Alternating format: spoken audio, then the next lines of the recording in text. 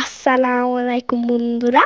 আজকে আমরা দেশি মাছ রান্না দেখাবো। 2 চামচ লবণ দিব মাছের উপরে। এরপর হলুদ গুঁড়া দিয়ে দেব। ভালো করে মাছের সাথে মিশাই নিব। এখন মাছগুলো গরম তেলে ভেজে নিব। এক পাশ ভাজা হইলে উল্টে নিব।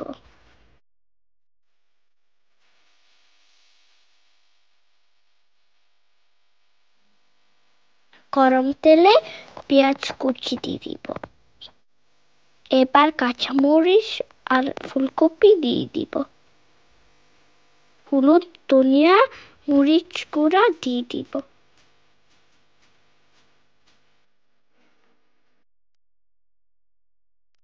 ভালো করে ফুলকপি ভেজে নিব।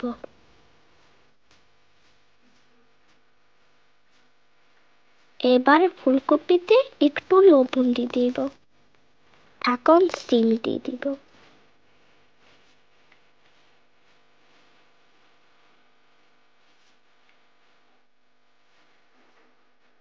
এখন সিমের জন্য লবণ দিয়ে দিব।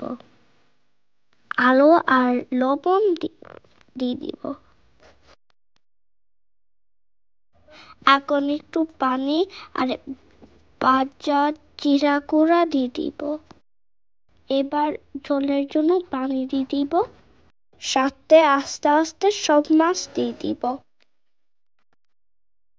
এখন ধনিয়া পাতা কুচি দিয়ে দিব।